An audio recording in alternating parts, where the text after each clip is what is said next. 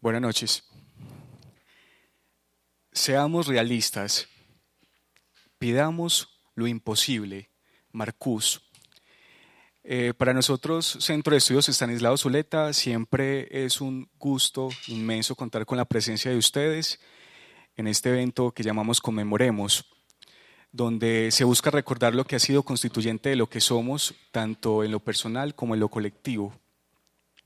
Para lograr ese objetivo se traerán al presente personajes, hechos y acontecimientos, como es el caso de hoy, a los 50 años del mayo del 68, que busquen ser dotados de sentido para entender el tipo de sociedad y humanidad que somos ahora.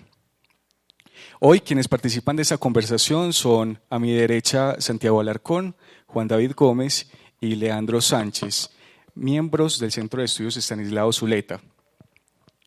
Dicha conversación tiene como título Ser joven y no ser revolucionario no sigue siendo una contradicción en los términos. Este momento quiero aprovechar para darles las gracias infinitas a los maestros por su compromiso y por su infinita generosidad, y quiero traerles una cita a propósito. En cuestiones de cultura y del saber, solo se pierde lo que se guarda, solo se gana lo que se da. Antonio Machado. Este reconocimiento para todos los maestros, especialmente a Carlos Mario González.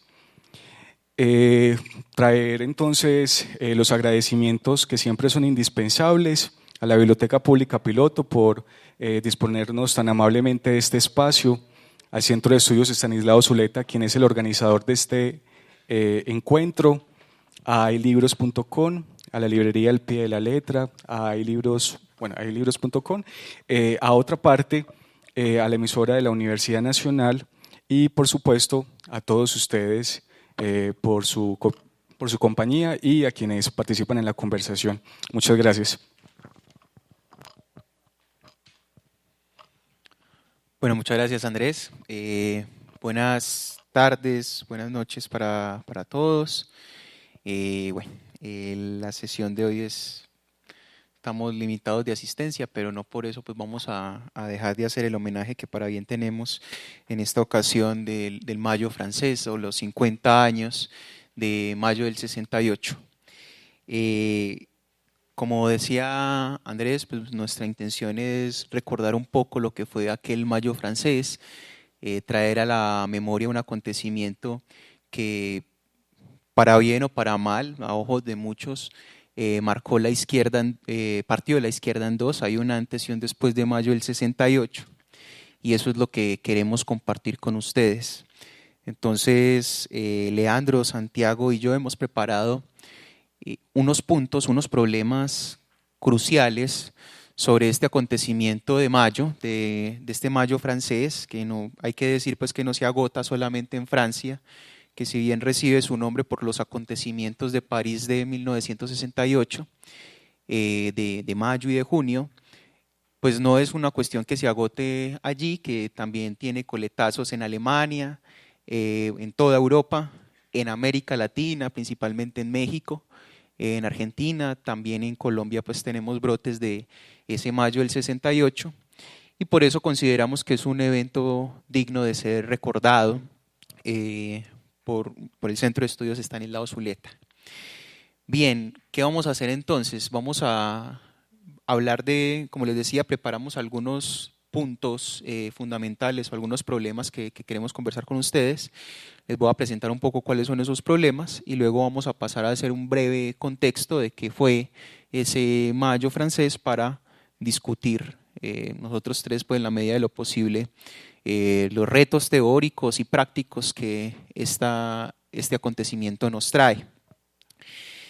En primera instancia queremos conversar con ustedes el problema de la juventud. ¿Qué papel jugó la juventud en Francia en el 68? ¿Qué papel jugaron personajes muy jóvenes? Daniel Cohn-Bendit, por ejemplo, que lo tienen ustedes allí en la imagen, Rudy Dushke, Angela Davis, que fueron personajes de no más de 25 años cuando sucedieron los acontecimientos, pues que estas personas en su momento histórico, cómo influyeron y el carácter propiamente de ser jóvenes, cómo influyó en los acontecimientos. En términos generales, ¿qué es la juventud? Y para hacer cara también al título de esta conversación, de si ustedes sabrán, pues conocen la expresión de Salvador Allende: ser joven y no ser revolucionario es una contradicción hasta biológica, dice Allende, y bueno, esa expresión ha tenido varias variantes. Una de ellas es ser joven y no ser revolucionario, es una contradicción en los términos, que es la que nos sirvió para poner de título. Nosotros la pusimos en interrogación porque queremos interrogar también es un poco, preguntarnos si la juventud por principio es revolucionaria o no. ¿Qué es la juventud entonces en términos generales de cara a la madurez, de cara a la experiencia? Queremos también indagar un poco por el sujeto histórico o el sujeto de la revolución. Tenemos que desde Marx, aquel que ha cumplido las veces de sujeto histórico ha sido claramente el movimiento proletario. Pues bien, con mayo del 68 ahí hay un matiz que hay que hacer. Hay quienes insisten en que el proletariado no es el sujeto histórico. Hay quienes dicen, en cambio, que el proletariado se diversifica según la situación histórica. Pues ese será un tópico de discusión en la noche de hoy. Y terminaremos también hablando, si el tiempo nos lo permite, de lo que se ha dado en llamar la nueva izquierda, ¿sí? Esos movimientos sociales que se fundan por esta época en el 68, pues, o que se fundan no, sino que tienen su calado en el marxismo, en las protestas sociales del 68, el movimiento feminista, el movimiento de liberación negro, el movimiento ecologista, entre otros. Queremos mirar cómo articulan todos esos múltiples movimientos sociales a la lucha del marxismo, que pues para hablar claramente, el Mayo francés es un paso a la praxis marxista propiamente dicho, con todos los matices que haya que hacer, que espero pues que los podamos hacer el día de hoy. Entonces, para pasar a discutir esos puntos, es necesario que hagamos una breve contextualización. Pues no sé si les parece a Santiago y a Leandro que digamos un poco en términos generales qué fue mayo del 68 históricamente y que a partir de esos hechos pasemos a pensar los sentidos que trae para hoy este acontecimiento. Bueno, otra vez buena noche y muchas gracias por estar aquí. Los datos siempre son importantes o solo adquieren su importancia cuando los datos permiten ser cargados de sentido o permiten abrir vías de sentido. Si los datos simplemente se toman como información, difícilmente abren caminos formativos. Por eso hoy nosotros no vamos a hacer una recopilación paso a paso, como se pueden encontrar en muchos lugares, de lo que fueron esos acontecimientos del Mayo francés, sino que proponemos pues la ruta de discusión que Juan David ya mencionó. Sin embargo, tampoco puede haber ausencia de datos, porque yo creo que uno necesita siempre unas coordenadas históricas, si se quiere, sobre las cuales pararse. No se puede suponer que todos nosotros sabemos incluso cosas tan simples como estos datos. Entonces es necesario y eso se puede empezar a rastrear de muchas maneras. Pueden haber muchos puntos de partida para la interpretación, para la exposición de esos acontecimientos. Nosotros, o por lo menos de mi parte, se toman algunos. Juan David adelantaba cosas. Esta es en principio, es una manifestación estudiantil donde la juventud tiene un papel determinante. Su origen está allí y se da como una protesta o una manifestación, sobre todo por reformas educativas, reformas de la universidad y en gran medida del sistema pues, educativo francés en su totalidad. También hay que decir que tuvo pues, su mayor influencia en París. De pronto es algo que se le podrá reprochar o no a este movimiento, pero no supo articular por lo menos a todos los estudiantes de Francia, más allá de que se encontró réplicas en muchos lugares del mundo. Es digamos un fenómeno extraño en ese sentido. Estas protestas estudiantiles surgen de cosas que pensábamos nosotros en la preparación del asunto, hoy no se presentarían con tanto escándalo, e incluso en ese momento parecerían no tan escandalosas, y también es un poco extraño que se hayan tomado así. El muchacho que tenemos en pantalla, que ya Juan David dijo que es Daniel Cohn-Bendit, Daniel el Rojo, exacto, es, digamos, uno de los motores subjetivos del asunto, o una de las figuras particulares que sirvieron como de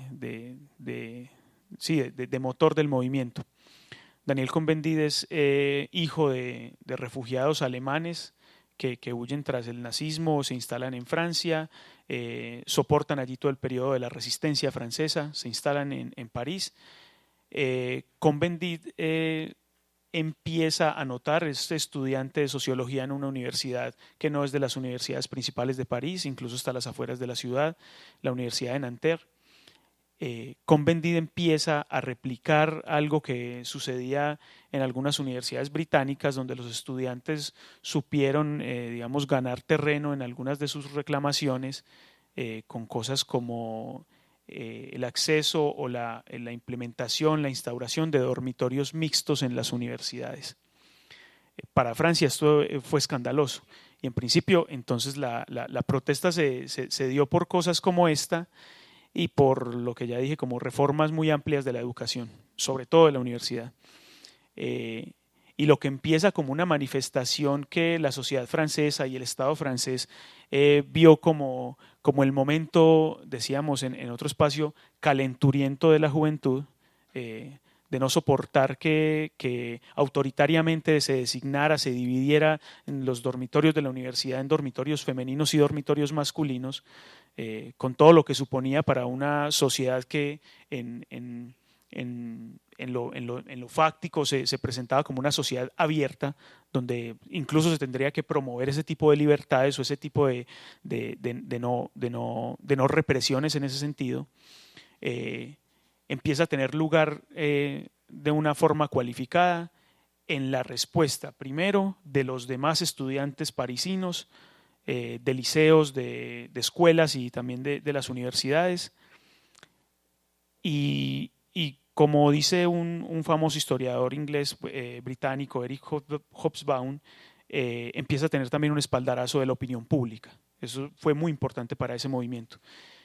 Y tomando fuerza, este movimiento empieza a ver que tras de sí se pueden articular otras cosas en sus protestas, en sus marchas, y sobre todo pues dice también Hobsbawm, por un poco la ineptitud o diría uno, el momento de no reconocimiento como un problema para el Estado francés por parte de las autoridades.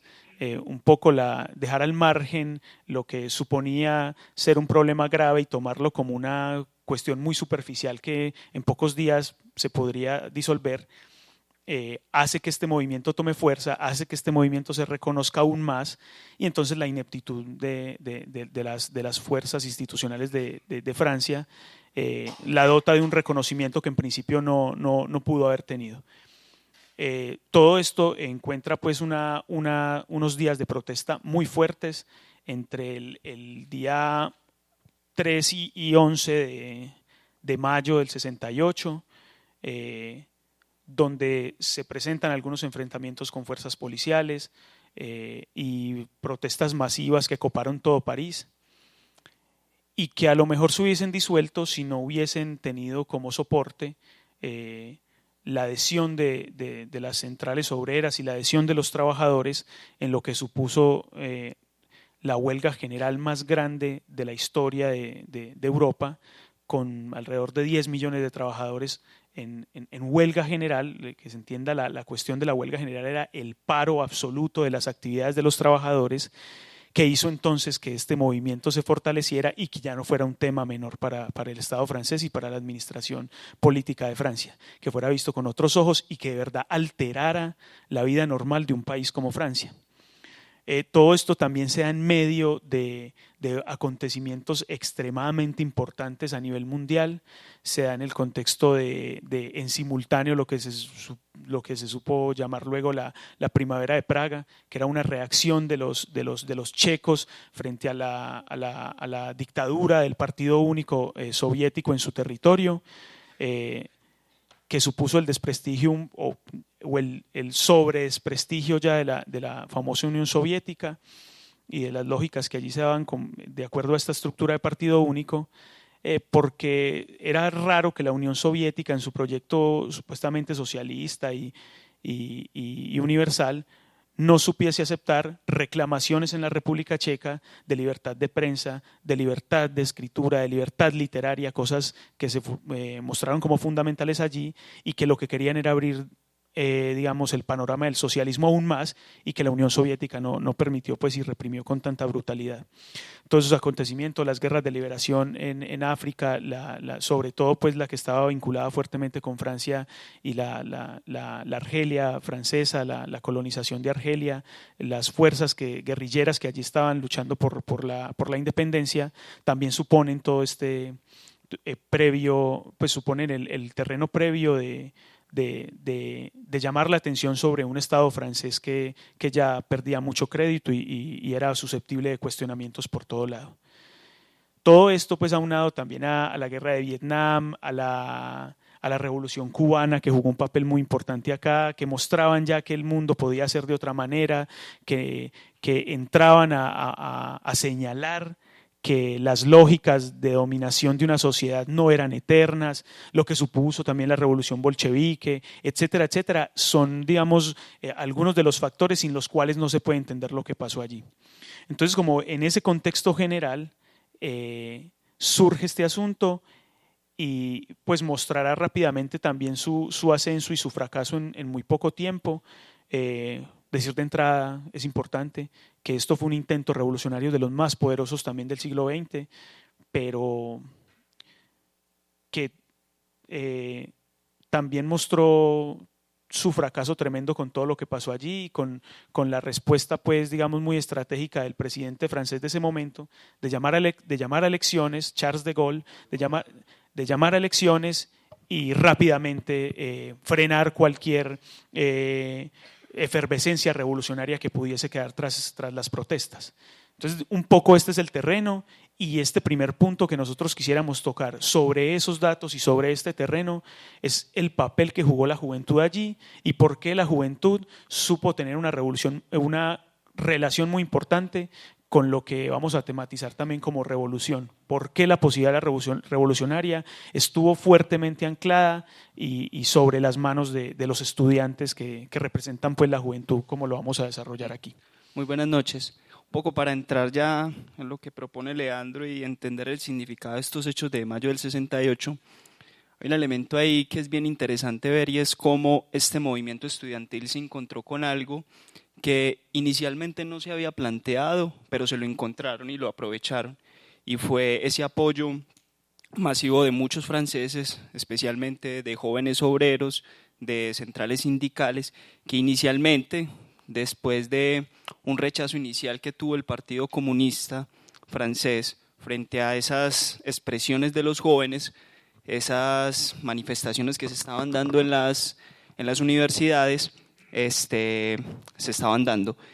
Ahí es interesante ver cómo de alguna manera hay una especie de agregación de fuerzas, como digo, una chispa que inicialmente los jóvenes tuvieron el valor de haber prendido, pero que no son ellos, digámoslo así, los que la mantienen encendida. Es fundamental inicialmente como digo, presentaron unos acontecimientos, un poco como lo decía Leandro ahorita. Tenían inicialmente pedidos muy inocentes, unas mejoras al interior de la universidad, eran objetivos que no sobrepasaban esas dinámicas universitarias, pero que luego de una torpe reacción de la policía y en general pues del gobierno de Gaulle, se encuentra con una reacción de los jóvenes que en esa semana del 3 de mayo al 11 empiezan a desatar una serie de manifestaciones, algo semejante, no una insurrección, pero con vicios de eso, en la medida en que eran ataques muy violentos y eran muy decididos de parte de los estudiantes, que no fue solamente de los estudiantes, tuvo el apoyo también de muchas personas, de gente de los barrios. Estas fueron unas manifestaciones que se dieron en el barrio latino, cerca a la Sorbona, a la universidad, y tuvo eso de significativo. Yo creo que ahí es importante ese hecho inicialmente, porque algo que no se pretendía, digámoslo, una gran revolución o una gran transformación, se va encontrando en el camino con eso, y ahí me parece importante ese hecho. Que para que ahorita lo analicemos un poco también en eso que ahorita en la discusión tiene que entrar, que es el asunto del sujeto histórico. A mí me gustaría también señalar respecto a algo que había dicho Juan David ahorita, y es con el cuidado de no tomar por principio que lo revolucionario está al lado de la juventud y que hay una época especial en la cual los jóvenes estamos dispuestos a grandes cambios o digámoslo algo así como a la rebeldía. De hecho, en la época había un grupo de neofascistas, y eran jóvenes también, se llamaban el Grupo de Occidente, y eran grupos reaccionarios que también atacaban a los jóvenes de izquierda, a otras manifestaciones. Entonces, ahí es bueno señalar eso, porque también en la juventud pueden existir planteamientos muy conservadores. O sea, no podemos considerar una especie de actitud esencialista de que todo joven igual un rebelde, sino que también hay cosas como digo, que se retratan con este grupo de Occidente, que digo que en esa época es muy especial. Trataban de boicotear las manifestaciones de los jóvenes de la Sorbona y de la Universidad de Nanterre y demás. Entonces, miren que ahí vemos ese hecho particular de cómo en la juventud también lo puede evitar. Ahí habría que señalar un poco en la medida de y por qué esta juventud de esta época, no solamente por el elemento político, digamos lo que expresa una especie de rechazo o de no a la sociedad existente. O sea, el no a una sociedad, o digámoslo así genéricamente, a un tipo de vida que se le estaba planteando a la juventud. Porque eso no solamente tiene expresión en mayo del 68, eso tiene expresión para la época en otras manifestaciones. Están los hippies, están, digámoslo, también nuevas expresiones culturales como el punk y otras más, también el rechazo a la guerra de Vietnam. Es decir, otras formas que uno podría decir, hay una contraidentificación o un no reconocimiento a los valores establecidos que los grandes estaban planteando. Yo no sé si en otra época de la sociedad eso en la juventud se haya presentado de una manera tan clara, pero creo que a ese mayo de 68 toma fuerza incluso por ese contexto. Entonces creo que también en aras pues, de entender la totalidad del fenómeno es bueno señalar eso.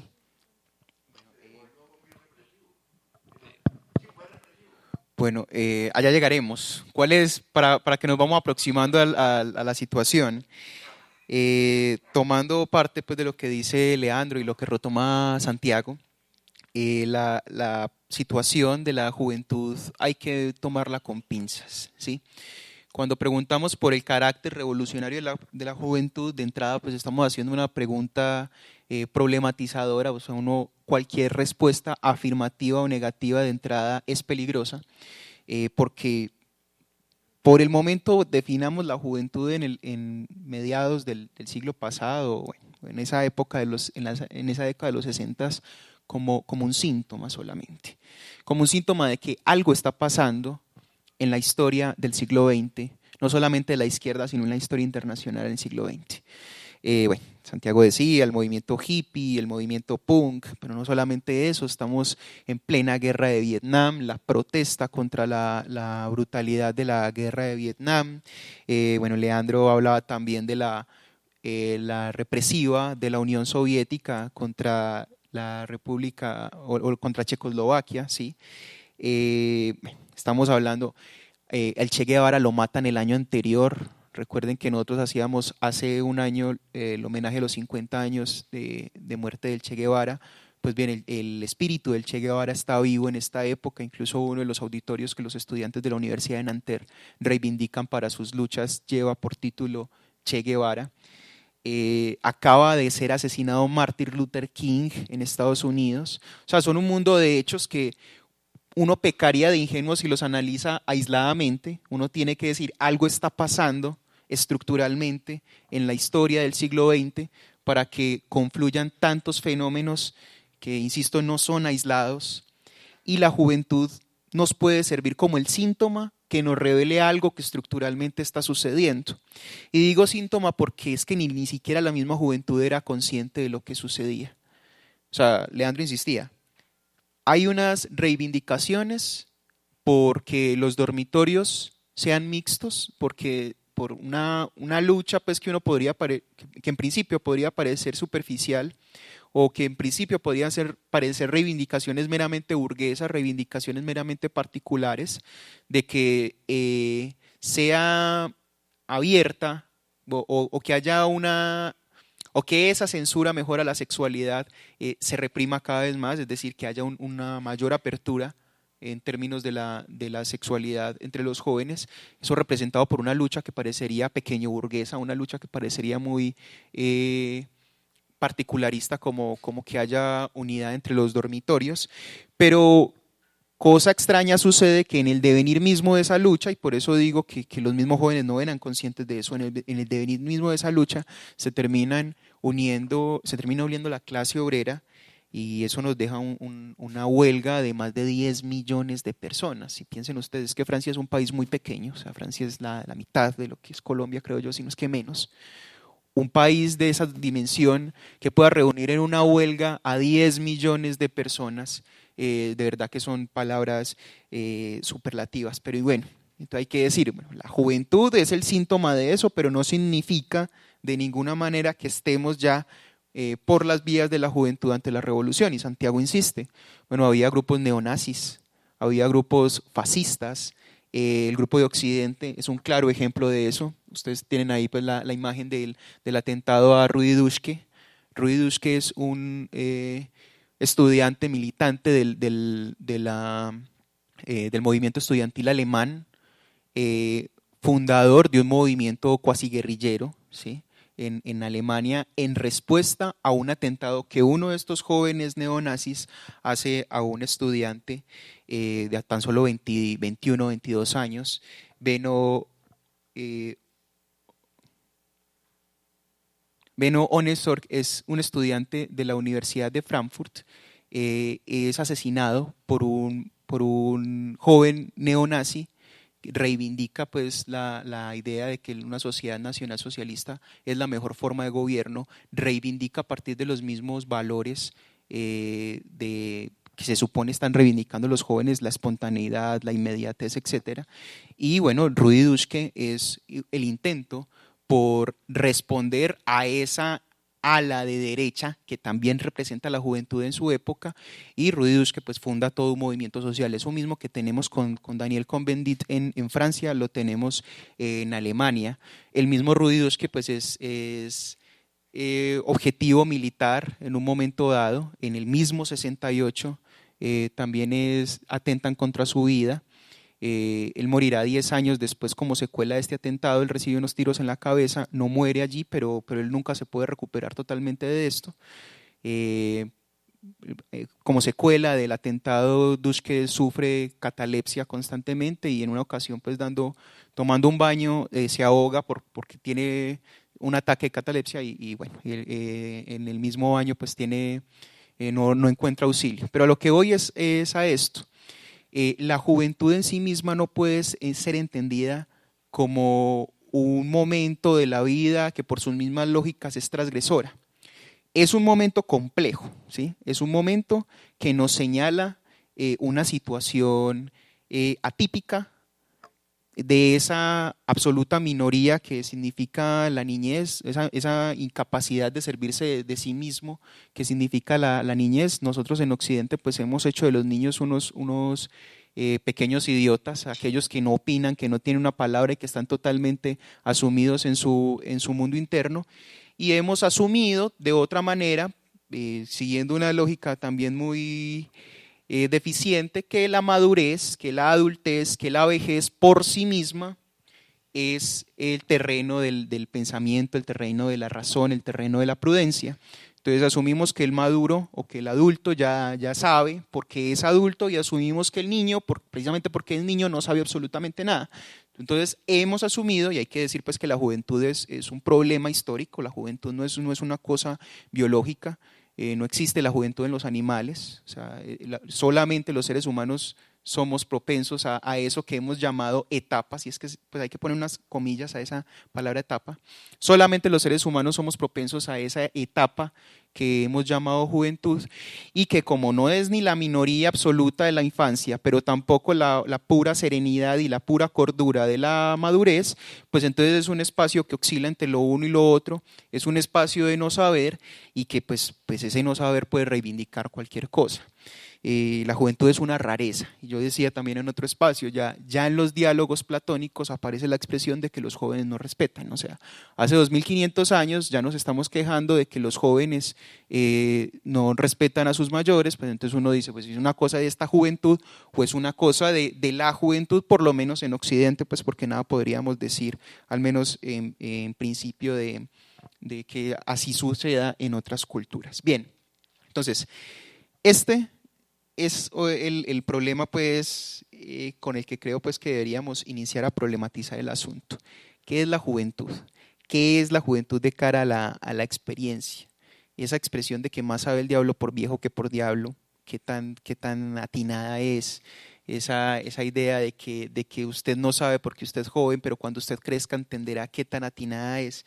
¿Qué nos puede decir pues, la juventud y particularmente esta juventud francesa, que es en últimas el tópico en el que nos estamos centrando? Bueno, yo creo que hay una cosa especial en el movimiento pues, juvenil en Francia en ese momento. Entonces uno puede decir, no, es un quiebre, entonces después se mostrarán quiebres anteriores, etcétera, pero el momento particular no deja de ser un momento particular, y ese momento particular está también en gran medida puesto en eso que es la juventud. Es decir, estos muchachos y estas muchachas, de alguna u otra manera, con 20 años, Juan David decía menos de 25, menos de 24 años, casi todos, yo creo que reivindican una cosa muy importante, y es esa cuestión de nadie me tiene que decir qué es lo que tengo que hacer. El temor de los famosos dormitorios mixtos era, como se puede escuchar en nuestros días en el país, pues una proliferación impresionante de embarazos irresponsables, y era un poco eso, pues como que también las condiciones estaban dadas. La píldora anticonceptiva era en ese momento una lucha muy, muy tenaz y muy furiosa en Francia. Todavía no se había establecido como un derecho, todavía no había aparecido con la suficiente fuerza. Después Bouvard y otros personajes van a hacer que eso se convierta en un derecho en Francia. Pero todo esto entonces en el fondo respondía a esa pregunta o exigía esa cuestión de yo también puedo hacer, yo también soy responsable, no simplemente aquel que es más grande, y más grande entiéndase aquí por edad, es más idóneo para decir sobre sí mismo, para decidir incluso sobre los otros, por esa condición de ser más grande en acumulación de tiempo, si se quiere. Entonces esto lo que entra a cuestionar un poco es eso. La lógica en la cual funciona una sociedad como esta, la lógica además de una sociedad que supuso ser y siempre ha supuesto ser muy revolucionaria. No es gratis pues de que allí se hayan dado pues movimientos universales y movimientos que han trastocado todo el mundo. Y esto pues enfocado, como decía Juan David, en ese concepto que nosotros queremos desarrollar, por un lado el de juventud, pero sobre todo el de experiencia aunado a ella. Entonces Juan David decía, siempre nosotros estamos también llenos de una formación cultural cuya institución familiar de alguna manera marca los destinos de lo que es uno después como ciudadano, de lo que será uno después en el vínculo con otros, en el vínculo social con otros fuera de ese núcleo familiar. Y en ese núcleo familiar, Juan David retrataba un poco al niño. El niño es el pequeño idiota, como dice Sartre, o el niño es aquel que hasta cierto punto incluso podemos coincidir que no puede decidir por sí mismo, es incluso una cosa muy lógica, pero que o quizá ese trato se alarga y después termina enquistándose de tal manera que también un joven, por lógica, que parece natural, termine entrando en unas crisis, digamos, un poco también creadas sobre cuál es su lugar y cuál es su capacidad para decidir.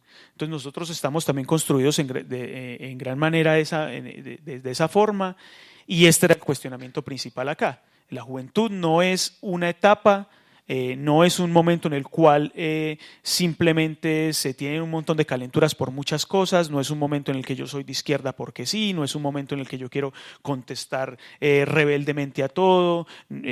Pueden haber jóvenes que parezcan los más adultos de todos. Pueden haber jóvenes que en su vida experimenten una crisis por empezar a construir un vínculo de amistad, etcétera, etcétera, amoroso, como también pueden haber viejos, si seguimos con esa lógica, que tampoco puedan acceder a ningún tipo de experiencia y que su edad no dice nada respecto de eso. Entonces, un poco eso es lo que emerge acá también como problema cultural, como choque cultural, y lleva también como a poner sobre la mesa el asunto de que también se puede ver de manera muy, muy malograda, de acuerdo a eso que nosotros conocemos como generaciones, de acuerdo a eso que nosotros sabemos ya muy bien definir en el camino que uno recorre en la vida, en decir, por ejemplo, esto es para jóvenes, esto no. Ese momento de decidir y de organizarle la vida a un individuo es el que aquí se quiere romper, es el que acá se dice no aguanta más, no aguanta más la forma en que me están educando. Nosotros rastreábamos mucho los grafitis, es una cosa muy famosa, es un símbolo muy famoso de este momento revolucionario. Los grafitis en la universidad que decía ante los exámenes conteste con preguntas, ese tipo de cosas querían reivindicar para la juventud, para los estudiantes, una forma de incidir y una forma de decidir sobre sí mismos. El cuestionamiento de las instituciones, en principio educativas, pero que después se extendió y se seguirá extendiendo con coletazos de él, como cuestionamiento cultural a unas formas sociales que ya se presentaban caducas o que ya se empezaban a resquebrajar para ese momento en Francia. Ya no había alineamientos de la vida, la vinculación a las instituciones como partidos políticos incluso se ponía en cuestión. Y entonces se genera, pues, digamos, un momento de una gran sospecha, y una gran sospecha, pues, en términos de lo que Santiago decía como el gran rechazo, o en principio un trazar una frontera y decir no frente a eso que se presenta como ya dispuesto para una etapa de mi vida, ya dispuesto como un camino a seguir, que tiene muy bien señalados los derroteros de él. Eso es lo que yo creo que entra aquí a jugar fuertemente en eso que nosotros podemos a grandes o a pequeños rasgos decir aquí que es la juventud, y que en ese momento encuentra, pues, un momento de mucha efervescencia. Ese sería como el lugar por el cual se puede empezar a trazar también ese concepto de experiencia. Y un poco ahí para analizar con estos hechos del 68, cuando uno entra a analizarlos, pues a mí me planteaban algo que yo creo que para analizarlo en el asunto de la juventud es bueno tenerlo en cuenta, y es, digámoslo, la relación con la tradición, porque se puede plantear que la relación con la tradición está fuertemente negada por la juventud, es decir, unos valores tradicionales con los cuales no hay un reconocimiento, hay un rechazo en términos culturales, en la música, en las influencias políticas y demás, pueden estar suponiéndose ahí. Pero eso puede traer también un signo negativo, que en mi opinión, y esa es para mí una crítica necesaria hacérsela a Mayo del 68, que en la medida de su rechazo, en gran medida justificado a ciertos valores tradicionales, también negó cosas potenciales y cosas importantes. Es significativa una anécdota que tiene Sartre de que él se sentía un poco como no reconocido en ciertos mítines de los estudiantes, y era porque había un afán de no querer tener figuras como protagónicas en el movimiento. Había un rechazo generalizado, entendían ellos, por burgués eso, que por ejemplo las clases magistrales no fueran dictadas por un profesor. Entonces ellos rechazaban eso porque creían que ese era un modelo que promovía el disciplinamiento burgués, y yo creo que esa forma de concebir las cosas rechazaba una cosa que, por ejemplo, en el CES siempre hemos reivindicado, que es el lugar de los maestros como personas referenciales que por su recorrido experiencial pueden tener algo importante que aportar. Pues bien, creo que Mayo Francés es significativo algunos rechazos, por eso digo, en algunas partes es importante ese rechazo a lo tradicional, pero también puede ser algo problemático, y no solamente en términos, en este caso que yo lo ponía a los maestros, también tiene que ser como, digamos, la disposición a leer los pasados, es decir, las experiencias políticas que en algún momento triunfaron, cómo lograron hacerlo. Yo no quiero negar en eso porque aquí hay un asunto bien complejo de entender, que tiene que ser entendido dialécticamente, y es el asunto de de lo inédito que puede plantear la juventud, de lo nuevo que se puede identificar, pero como digo, eso inédito, eso imprevisible, cómo se articula o cómo dialoga con cosas también del pasado que son valiosas e importantes. No sé si introduzco ya el tema del espontaneísmo, pero porque se puede vincular ahí. Antes de pasar a eso, Santi, sí me parece importante pues como dejar algunas cuestiones claras respecto al tema de la experiencia, porque está íntimamente ligado con el de la espontaneidad y la dirección. O sea, si estamos insistiendo en que es necesario aclararnos qué entender por juventud, qué entender por experiencia, y esto lo vamos a entender de cara también a los hechos históricos que tanto de pertinente tiene ese movimiento del 68 con respecto a los movimientos socialistas anteriores. Qué tan pertinente es este movimiento del 68 de cara al problema de la experiencia, de la organización, perdón, de la espontaneidad y la organización, o espontaneidad y la dirección. Pues es importante que dejemos dicho algunas cuestiones básicas del problema de la experiencia. Hay una falsa oposición que se suele hacer cuando decimos el joven, el inexperimentado, y el adulto, el experimentado, y es que estamos entendiendo experiencia en términos cuantitativos, ¿sí? Bueno, y Leandro lo decía hace un rato, hay quienes pueden vivir toda una vida sin una sola experiencia. Yo estoy totalmente de acuerdo, y cuando yo lo introducía pues, con la expresión famosa de que más sabe el diablo por viejo que por diablo, y que tendríamos que cuestionarnos hasta qué punto eso es cierto, lo hacía precisamente atacando esa falsa oposición. Uno no tendría que, bueno, aquel que diga es que yo sé más que usted porque yo he vivido más, uno tendría que preguntarle qué entiende él por ese más. O sea, no sería tanto cuánto se ha vivido, sino cómo se ha vivido, lo que dé respuesta a quién tiene más experiencia, ¿sí? No está en una cuestión cuantitativa, sino cualitativa. La experiencia solamente se logra allí donde se es capaz de trascender un sentido socialmente impuesto. Experiencia tiene aquel que es capaz de quebrar sus propios sentidos en la vida. Experiencia tiene aquel que es capaz de no ser el mismo. Una experiencia se logra allí cuando uno siente que después de ese acontecimiento nada puede ser visto de la misma manera. O sea, acontecimientos quizá triviales para el resto de las personas, aquel que lo ha experimentado ha sentido que en lo sucesivo no puede ser el mismo, simple y llanamente porque algo se ha roto dentro de él. Y esa palabra roto es importante, porque es que la experiencia es ruptura. La experiencia, más que esa continuidad, que esos felices continuum a los que uno podría representar como eslabones de una cadena que están funcionando todos, eso no es la experiencia. La experiencia habría que buscarla más en el sentido de la ruptura, de la falta, del sufrimiento. Esos momentos de ruptura y de falta donde uno dice, mira hacia atrás y dice, bueno, algo aprendí, algo cambió en mí.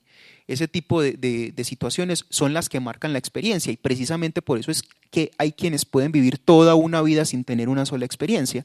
Hay quienes pueden vivir toda una vida sin cuestionarse nada de su existencia, sin cuestionarse sus relaciones amorosas, sin cuestionarse su relación con la sexualidad, sin cuestionarse su relación con la amistad, sin cuestionarse su posición ante la política, sin cuestionarse su posición ante la religión. Y entonces en esa medida uno puede tener 80 años y ser un total inexperimentado. Sí, porque es que el asunto no está en el cuánto, sino en el cómo. El asunto no está en qué tantos años, sino cómo se viven esos años, cuál es la cualidad de esos años. Por eso es falsa la idea de que la mejor dirección de un proyecto político de cualquier índole la tiene que tener aquel que más ha vivido, ¿sí? Uno tendría que decir, aquel que más ha vivido, sí, pero en términos cualitativos, no en términos cuantitativos, que era un poco la lucha que tenían los estudiantes con este modelo universitario según el cual el que está ahí parado sabe porque ya ha vivido mucho en términos de cantidad de tiempo, ya ha hecho una carrera universitaria, incluso la expresión carrera es bien diciente y por eso está acreditado para hablar. Sí es cierto que en el 68 había círculos bastante antiacademicistas, bastante, bueno, ahí la expresión adecuada sería mejor antiteóricos, una idea de que el saber por sí mismo es reprochable, es condenable, pues entonces se caía en cierto espíritu anarquista que decía no vamos a aceptar la estructura de los seminarios. Ustedes conocen que es que la estructura del seminario francés es un docente que está al frente y que imparte una charla pues por un tiempo prolongado y solamente al final pues las observaciones de los estudiantes pues, tendrán alguna validez, pero solo en términos periféricos. Hay un rechazo contra esta forma de seminario, pero porque estaba sopesado bajo la idea de que aquel que estaba allí parado sabía porque había vivido mucho, ¿cierto? Y entonces lo que empiezan a reivindicar los mismos intelectuales es, y los mismos estudiantes, pues que no todos eran antiintelectualistas, era bueno, ¿qué es lo que acredita realmente al maestro? ¿Qué es lo que acredita realmente al intelectual para hablar? Y si bien pues uno podría encontrar reproches en Sartre y otros, yo creo que antes la figura de Jean-Paul Sartre nos tiene que decir mucho para pensar que es un intelectual. La acogida que tuvo Jean-Paul Sartre, pues esto aprovecho pues, para hacerle la invitación. Este será el tema que conversemos el mes entrante, donde nos centraremos entre la relación entre el intelectual y la sociedad, de cara también a mayo del 68, pero podemos decir un par de cosas. La postura de Sartre en la calle con los estudiantes es algo que hay que endilgarle no a un académico sino a un intelectual, podríamos decir. Pues uno ve también imágenes de Foucault, de Deleuze con megáfonos en la calle, la imagen de Sartre, la imagen de Herbert Marcuse, incitando a los estudiantes a la revuelta social, etcétera. O sea, el intelectual se va a la calle, ¿sí? El intelectual no se queda enclaustrado en ese seminario que cómodamente la tradición le ha entregado, sino que lo cuestiona, sino que sabe tomar postura ante él. Creo que es importante eso, creo que es importante también cuando Leandro decía hace un rato, ¿qué quieren los jóvenes? La respuesta que él daba es, pues a mí nadie me dice lo que tengo que hacer. Ese momento de espontaneidad inmediato, pues difícilmente, y esas son las críticas que habría que hacerle al 68, pero la crítica siempre hay que mirarla hasta sus últimas consecuencias. ¿Qué momento de verdad tiene esa expresión tan inmediatista? A mí nadie me dice lo que tengo que hacer. ¿Qué momento de verdad tiene ese carácter anarquista? ¿Sí? Con todo y lo problemático que es que uno viva sin direccionamiento, ¿qué hay por reivindicar ahí? Y ese gran rechazo, ¿sí? No sabían qué era lo que tenían en mente, no sabían cuál era la sociedad que estaban reivindicando, pero lo que sí sabían, de lo que sí estaban convencidos es que no era esta, que no es esa sociedad puritana, que no es esa sociedad de ese régimen de Vichy, que no es esa sociedad que parece que una Francia que parece que no hubiera salido nunca de esa guerra, de esa Segunda Guerra Mundial, sino que parece que tuviera las mismas dinámicas moralistas.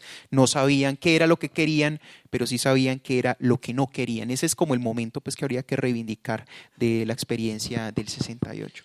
Pues y sobre todo en un mundo pues que nos había arrojado a Voltaire, a Rousseau, etcétera, etcétera, y que yo creo que para este momento no se entendía por qué había un carácter tan autoritario en Francia, porque un lugar donde la democracia supo hacer estragos muy positivos no sé, muchísimos años antes, ahora se mostraba con un carácter tan fuertemente autoritario, y esto pues yo creo que nos invita ya a entrar a ese segundo punto que trazábamos desde el principio, y esta cuestión de por qué, más allá de que nosotros hoy digamos, o este es nuestro punto fuerte aquí también, abrirá otras discusiones, pero para nosotros es así, y es pues la vía también para conversarlo.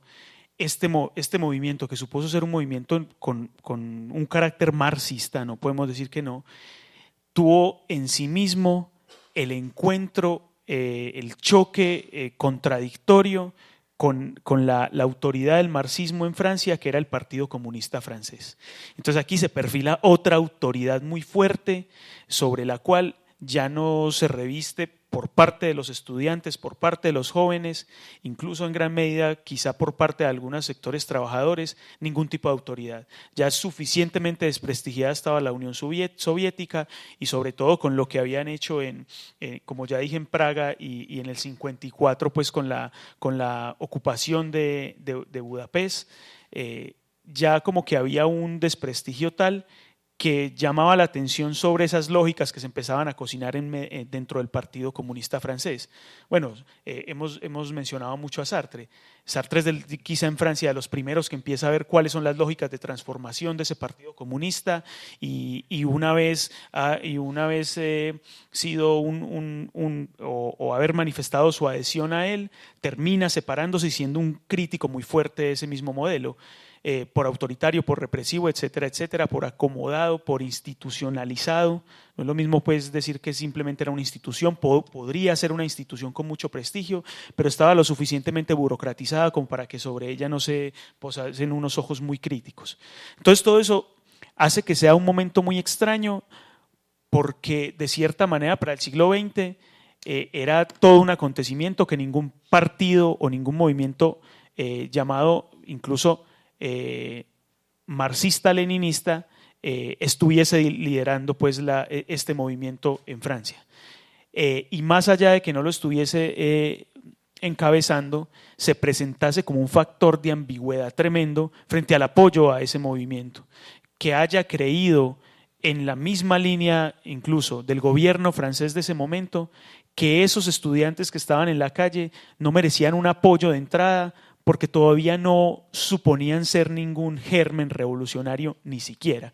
Entonces yo creo que hay un poco también un carácter de una mirada muy peyorativa frente a esa juventud, digamos también atravesado por el tema de la experiencia, por el tema de no confiar en lo que se podía gestar allí como revolución cultural, esos aspectos que a lo mejor parecen no tener mucha importancia, pero que Santiago manifestaba como la música, etcétera, etcétera, la forma en que reivindicaban vestirse, todo este tipo de cosas. Para la autoridad del Partido Comunista en Francia no suponía ningún momento revolucionario. Y solo después de ver que los trabajadores sí encontraron en ese movimiento una posibilidad y que incluso fortalecieron mucho tiempo, durante muchos días, el Partido Comunista empieza como a titubear y a tambalear en sus premisas fuertes de no apoyo al principio, pero que también se muestra pues como muy limitado y en últimas pues fallido en su apoyo, digamos un poco tardío. Esto también llama la atención sobre algo que decía Santiago que yo quisiera apoyar incluso con otro sentido, y es que respecto del problema de la organización, que profundizaremos luego, uno puede captar por qué algo que se le puede reprochar a ese movimiento, a esa manifestación en Francia, es la falta de articulación. Pues no hubo un momento que supuso ver todo el potencial de la situación y articularse de tal manera que hubiese dado un golpe tremendo para una sociedad que se presentaba como en algún momento ya abatida, en la misma cabeza del presidente francés, que tuvo que hacer un referendo para cuestionar su propia legitimidad como soberano. Entonces todas estas cosas se cocinan en un mundo tremendo. Nosotros quizá también en otros espacios hablábamos como preguntarse qué de especial tenía esa década del 60 que supuso uno de los momentos más fuertes del siglo XX que tuvo la revolución bolchevique. Pues es tremendo que uno pose los ojos sobre otra década más allá de ese momento tremendo de la revolución bolchevique. Es difícil que uno logre incluso ver cómo se pueden poner en términos de importancia al mismo nivel.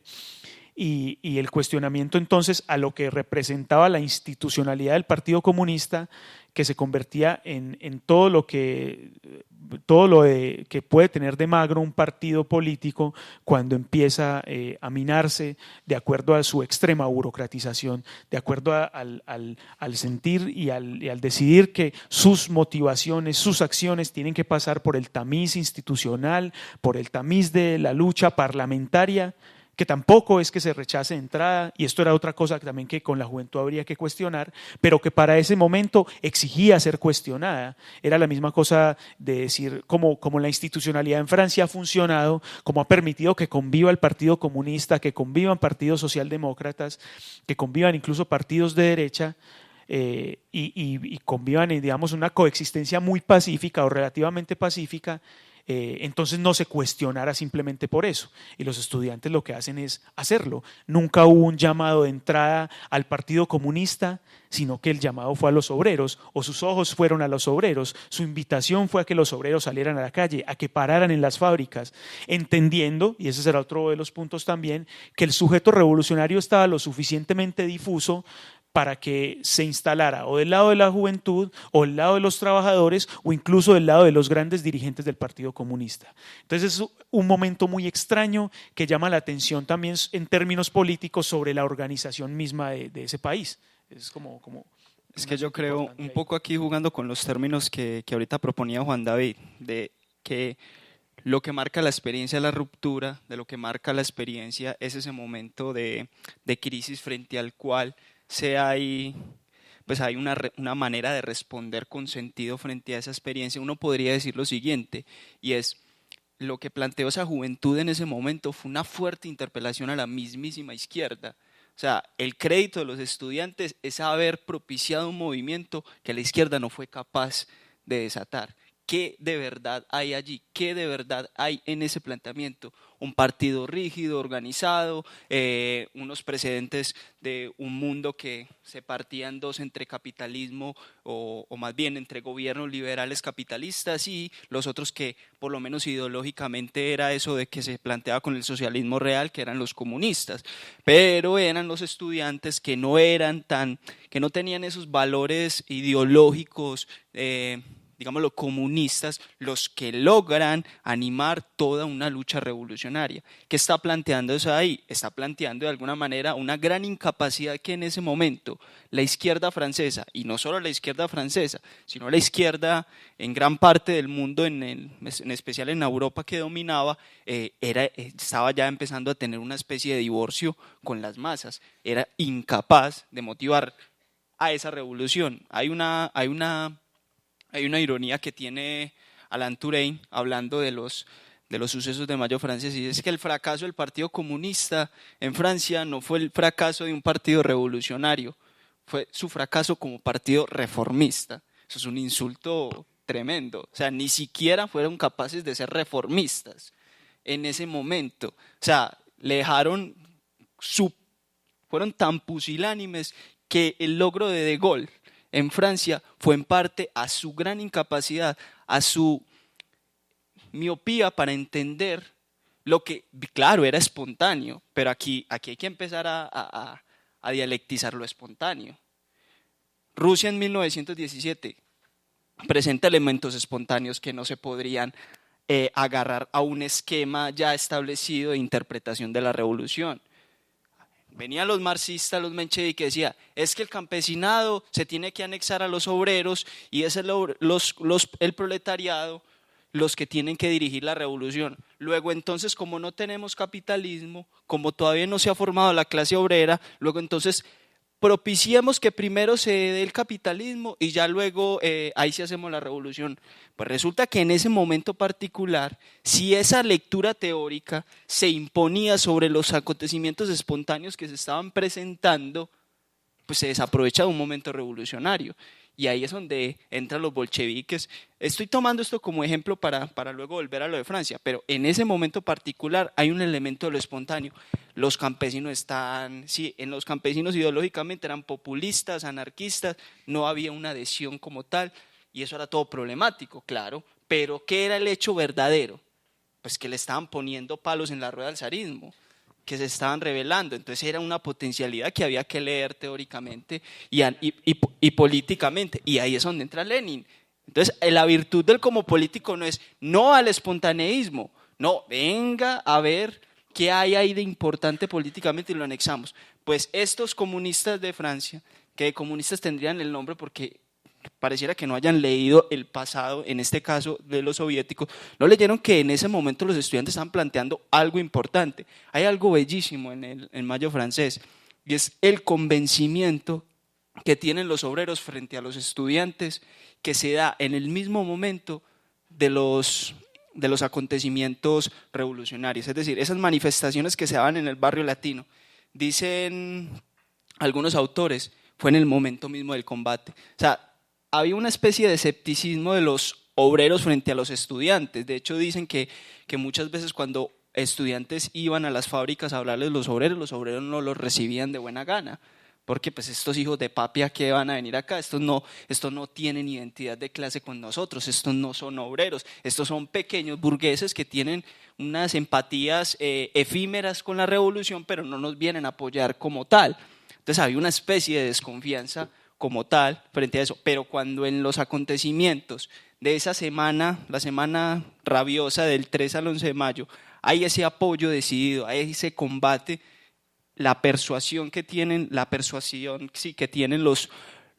obreros frente a ver a esos estudiantes, dicen, bueno, pues estos sí están de nuestro lado. Y es ahí donde empiezan a ganarse a los obreros, donde empiezan a ganarse, perdón, los obreros empiezan a ganarse, los estudiantes empiezan a ganarse a los obreros, se unen sindicales obreras, fuerzan al Partido Comunista a que cambie de posición, pero ya tienen encima el signo negativo de que inicialmente les hicieron un rechazo, y eso ya es muy postizo, ya ahí no hay tanto una lealtad frente a ese movimiento, y de hecho ahí lo que sigue es las marullas burocráticas y el desaprovechar un momento que hubiera podido ser un poquito más, se hubiera podido conseguir más cosas. Pero creo que ese elemento ahí es interesante, en tanto para la historia del marxismo supone, y yo creo que hay que plantearlo ahora, o sea, ¿qué es hoy en Colombia, por ejemplo? ¿Qué dicen de verdad ciertas manifestaciones políticas? O sea, no puede ser que nosotros sigamos, por un lado, predicando una teoría que no concilia con los hechos que nos demuestran. O sea, a veces, así eso nos toca ir en contra de nosotros mismos, tenemos que leer ciertos asuntos políticos que se están planteando. Y yo creo que, un poco como para hacer el paralelo con el ahora, de lo que plantea este Mayo francés, esa es la enseñanza de las luchas políticas más importantes.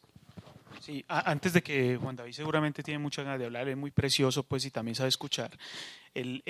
Aquí hay un momento importante acá porque tenemos algo algo que difícilmente alguien de esta sala alguien que está en esta sala no ha experimentado o algo de lo cual no tiene incluso un vínculo directo. Y lo que plantea Santiago abre una beta tremendamente potente para pensarnos ahora, y nosotros tenemos que preguntarnos con muchísima seriedad qué es lo que ha sucedido en este país, y como sucedió también ahí, el muchacho que tenemos ahí que se llama Daniel Cohn-Bendit, pues ahora es ya no un tan muchacho, ni siquiera en espíritu, y ha sabido pues adoptar ciertas lógicas del mundo capitalista que han permitido que se acomode pues en ciertos partidos políticos muy tibios. Ahora, la pregunta entonces importante aquí sería, pero de verdad con mucha seriedad, ¿qué sucede o qué ha sucedido en nuestra historia política también a veces muy infantil, que ha supuesto manifestaciones revolucionarias tremendas, actitudes revolucionarias impresionantes que luego han sido rápidamente reaccionarias? Entonces Santiago decía, hay que preguntarse qué ha sido ser comunista en este país, hay que preguntarse por qué aquellos comunistas, aquellos defensores del manifiesto comunista en los 70 hoy hablan, pero con una voz fuerte y tremendamente engatusadora en las filas de la derecha. Eso es una cosa impresionante. ¿Qué pasa? Anclado a eso que ya hablamos en un primer momento de la juventud, que hace que se dé ese vuelco tan grande y que no sea, pues la pregunta queda es porque nosotros sabemos que ha sido repetitivo, pues que incluso a aquel que se muestra en un primer momento muy revolucionario, que tiene una actitud contestataria, rápidamente se le descalifica antes de que se desarrolle su vida, porque prácticamente el futuro ya le apunta hacia la derecha. Es una cosa impresionante que nosotros hemos tenido de manera muy repetida en este país. Entonces, como tenerlo ahí presente, porque yo sé que es algo que toca mucho y es una pregunta que valdría la pena hacerse de manera muy seria. Bueno, no, para que vamos avanzando, porque pues el tiempo también nos obliga, yo creo que podríamos entender este fenómeno del sujeto histórico. Lo que pasa es que cuando uno está planteando la conversación, uno piensa que son momentos distintos, pero la lógica misma de la conversación le confirma a uno que está hablando siempre de una y la misma cosa. ¿Quién es ese sujeto histórico? De la mano con ese otro punto que decíamos de la nueva izquierda, ¿sí? ¿Qué pasa con la nueva izquierda? ¿Cómo entender el concepto mismo de izquierda? ¿Cómo entender esa dialéctica entre espontaneidad y dirección? ¿Qué pasa en la juventud? O sea, todos estos fenómenos yo creo que tienen en este punto pues un común denominador. A ver, bueno, ya Leandro lo ha dicho, Daniel Cohn-Bendit o Daniel Rojo pasó a ser Daniel Verde y hoy en día está enarbolando un ecologismo muy instalado en las lógicas del capitalismo, y pues entonces uno sí se tendría que preguntar, bueno, ¿qué pasó con ese momento contestatario del 68? ¿Qué pasó con ese líder del 68 que hoy en día pues está instalado en las lógicas del capitalismo? Pero bueno, pues voy a apelar al mismo Dani, el rojo, no el verde, para señalar como cuál sería el remedio, y si se me permite la expresión, para entender esta situación compleja. Hay un texto muy famoso de Lenin que se llama El comunismo, la enfermedad infantil del izquierdismo en el comunismo, se llama el texto de Lenin. Lenin está insistiendo en que todos esos esas pequeñas izquierdas nada tienen que hacer si se piensan por fuera del comunismo, que eso es una enfermedad infantil, ¿cierto? Que los comunistas que todavía no son conscientes de su ser comunista, pues son unos infantiles izquierdistas. Pues bien, Daniel Cohn-Bendit… Lenin no hubiese querido dormitorios mixtos. Pues, de ninguna manera, pues, son embelecos de la juventud que pierden la dirección del partido. Pues bien, Daniel Cohn-Bendit escribe en junio del 68 un texto que se llama precisamente El izquierdismo, remedio a la enfermedad senil del comunismo. O sea, aquello que condena Lenin, Cohn-Bendit lo reivindica, el izquierdismo, ¿cierto? Ese izquierdismo ya viene decepcionado de esa misma lógica burocratizada del comunismo heredero de la revolución bolchevique, que Santi dice bien, o sea, como que habría que preguntarse hasta qué punto los comunistas del Partido Comunista Francés eran realmente comunistas o si solamente tenían de comunistas el nombre. Pues el problema es que dialectizar la espontaneidad y la organización no pasa por decir primero somos espontáneos y después somos organizados, primero somos espontáneos y después tenemos dirección, como pasaba aparentemente en la revolución bolchevique, mucha espontaneidad en principio, una cosa que nadie se imaginaba, que el zarismo iba a ser decapitado por un movimiento, comillas, proletario. ¿Sí? Habría que pensar cómo es ese proletariado campesino de la Unión Soviética, una cosa que nadie se esperaba. La espontaneidad posibilitó una revolución que no fue sangrienta, que fue producto de una gran inteligencia, de una gran estrategia militar y revolucionaria pues en su momento, y es la espontaneidad la que nos trae la revolución bolchevique. Pero ¿qué pasa?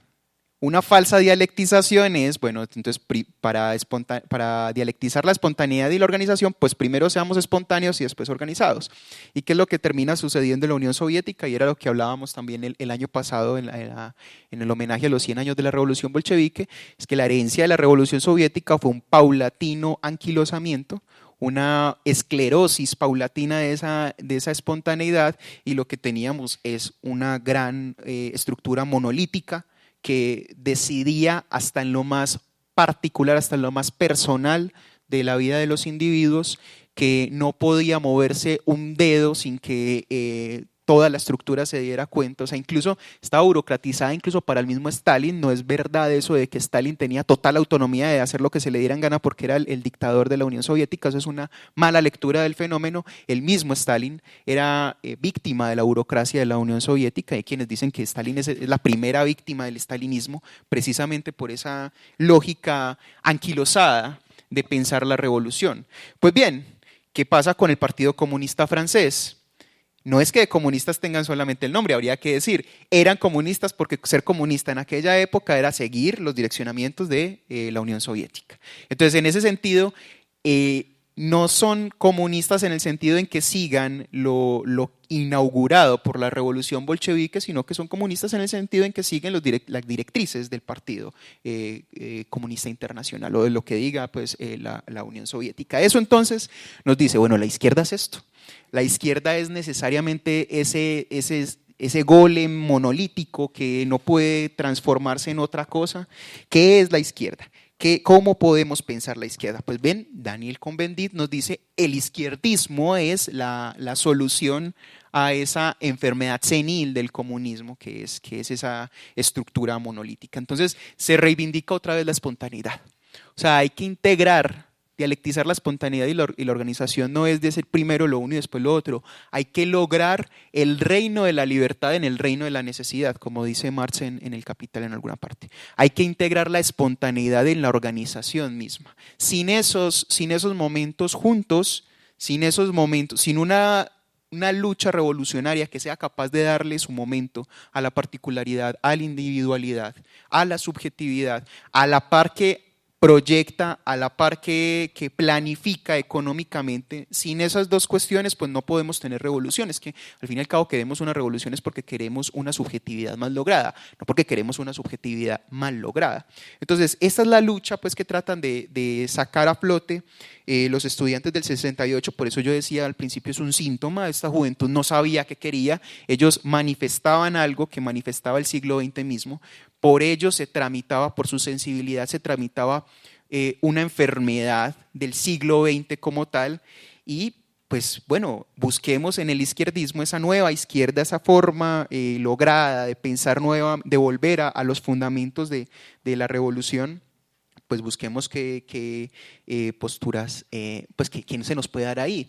Miren, es que es muy diciente que los jóvenes vieran que ese falso sincretismo que trata de hacer la sociedad liberal burguesa no sea sino otra manifestación de lo mismo que está pasando en la Unión Soviética. Es que si acá está lloviendo, allí no escampa. La posición de los jóvenes era un poco... Aquí me dicen que las verdades del partido son estas y que no pueden cambiar, pero en el totalitarismo democrático, que habría que señalarlo de esa manera, pues como insiste Herbert Marcuse, la sociedad democrática contemporánea es totalitaria en un nuevo sentido. La voz del líder no se escucha por ningún lado, pero sí se hace sentir el totalitarismo incluso en las necesidades mismas de los individuos.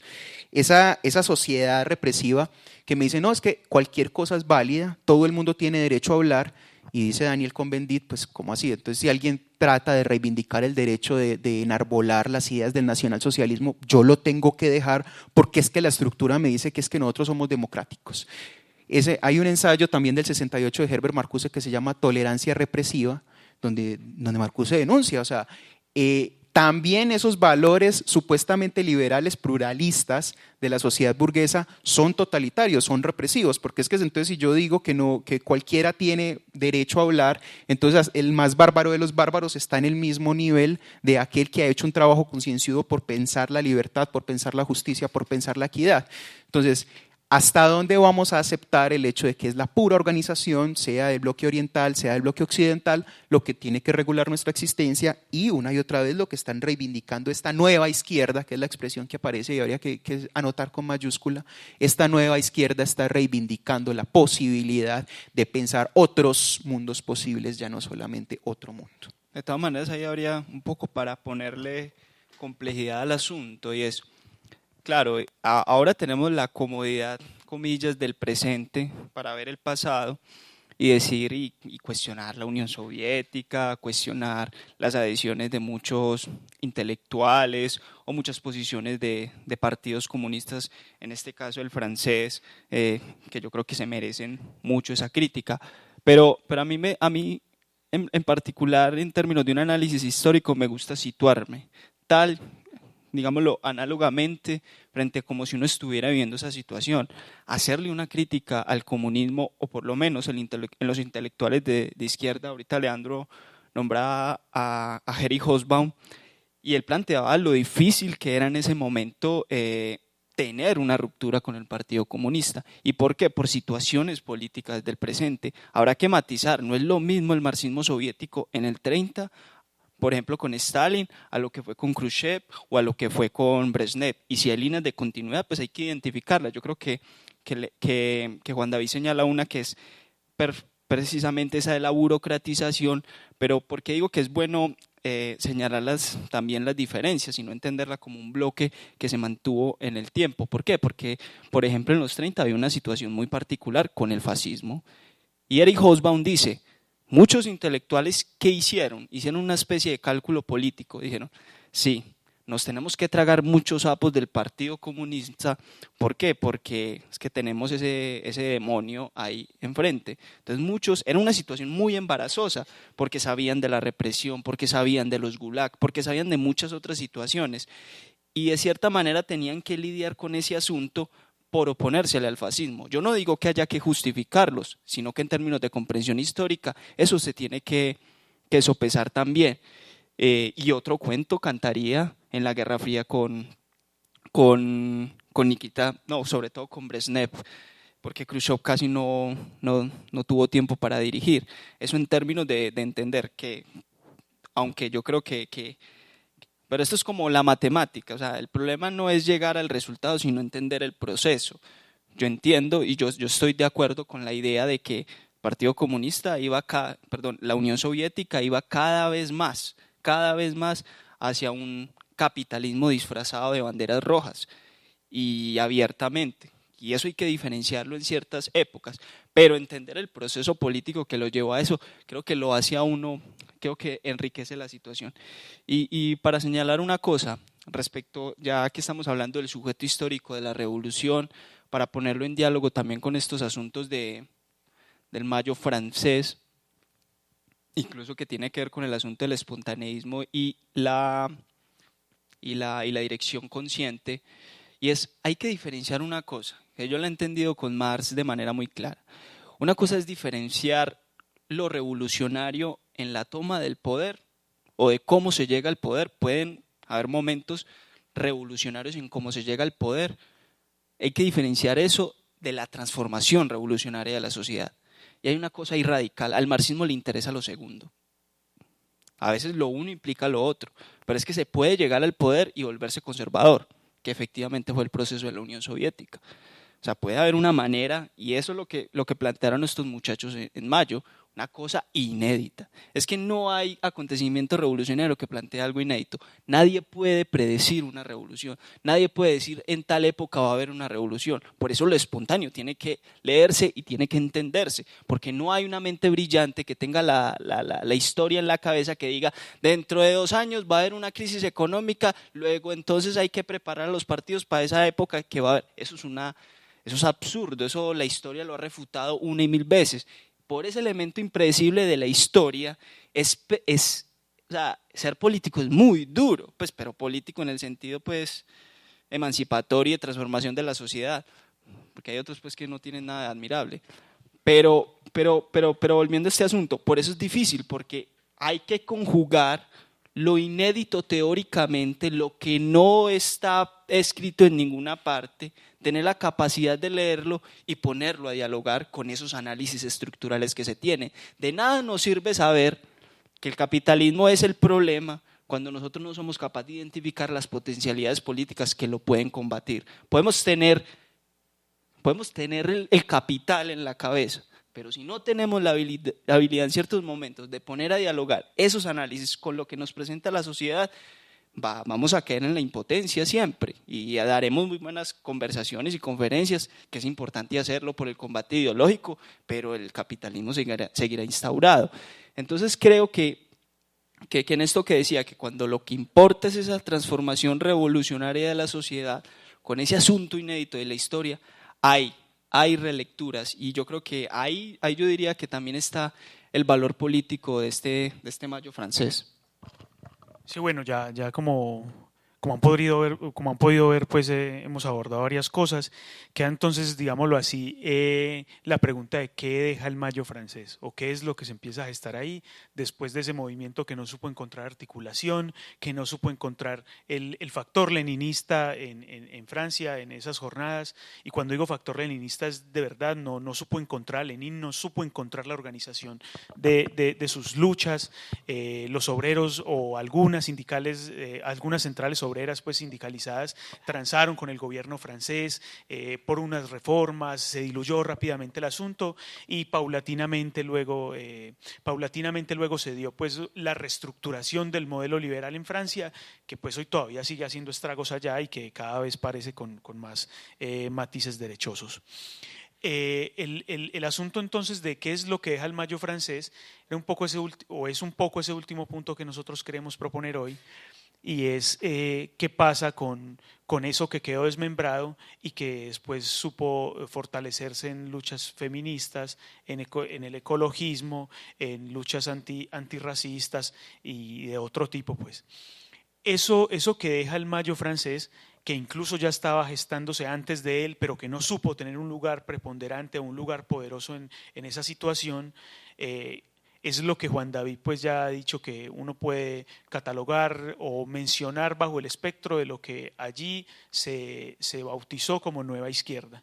Esas cosas que quedan ahí, eso que todavía hoy es una pregunta, todavía hoy es una deuda, nosotros todavía vivimos mundialmente en el espíritu del Mayo francés, todavía nosotros no sabemos cómo articular luchas anticapitalistas, todavía estamos separados, todavía vamos por caminos diversos, las mujeres, o no todas, pero las mujeres creen que sus luchas son solo de ellas, los negros solo de ellos, y así es, digamos, una cosa que ante la ausencia de esto, que también se puede llamar organización o cohesión, incluso en encauzamiento de la espontaneidad, hace que la pregunta esté abierta y que la deuda siga para nosotros, que es lo que, o en gran medida eso es lo que ha permitido que otra vez estemos asistiendo al triunfo de regímenes autoritarios, otra vez estemos asistiendo al fortalecimiento de las derechas que parecen pues empezar a dominar en gran medida, yo no sé, si uno se piensa en un plazo no muy largo, empezar a dominar pues las lógicas sociales. Todas estas cosas son puntos importantes que deja este Mayo francés. Mi reflexión personal, pues por acercamientos particulares, es de acuerdo a lo que uno puede ver en el feminismo. Es innegable que más allá de que se le reprocha a este movimiento que no supo tener un lugar para las mujeres, será cuestionable o no, pero yo creo que hay algo o mucho de cierto en que no fue una posibilidad revolucionaria feminista. De todas maneras sí deja el tapiz o sí deja el terreno para lo que luego supuso el triunfo que ya mencioné de la anticoncepción en Francia, lo que supuso la articulación de las mujeres por reivindicación de unos derechos muy particulares y lo que supone todavía hoy la base sobre la cual las mujeres luchan por sus cosas, que también era algo que tratábamos en otro espacio y que no se puede desconocer. No se trata entonces de decir que las mujeres tienen que aceptar su adhesión ciega, su articulación ciega a otras luchas anticapitalistas. Para ellas está la reivindicación de su posición como mujeres y de lo que exige también esa situación, pero que es en últimas lo que todavía cuestiona el no triunfo o la debilidad, la necesidad de que todavía uno tenga que seguir insistiendo en esas luchas.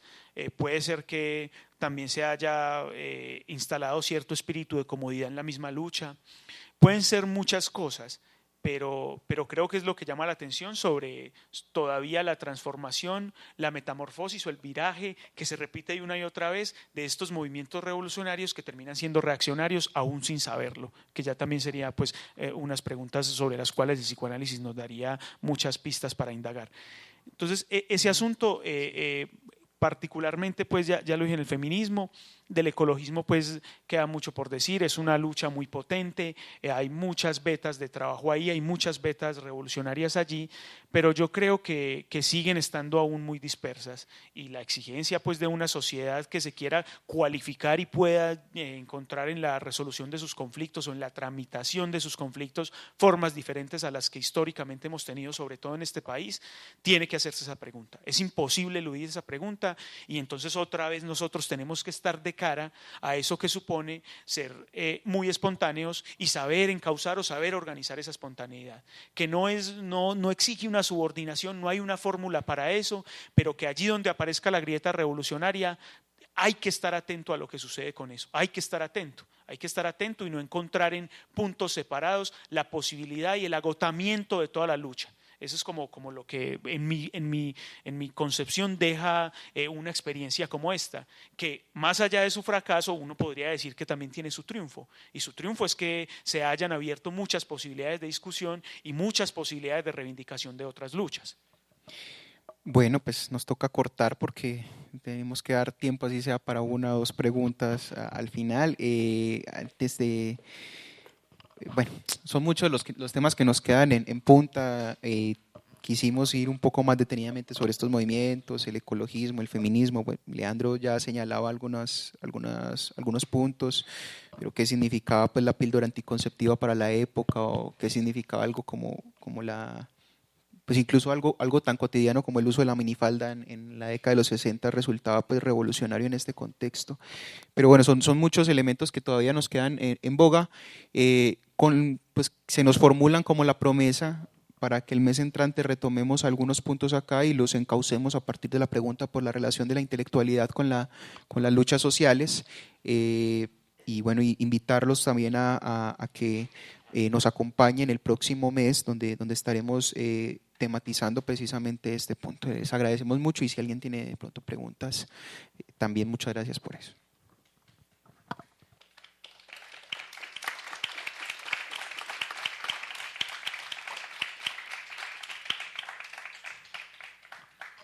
Concluida la conversación, damos paso a las preguntas. Quien desee participar, bien pueda, levanten la mano.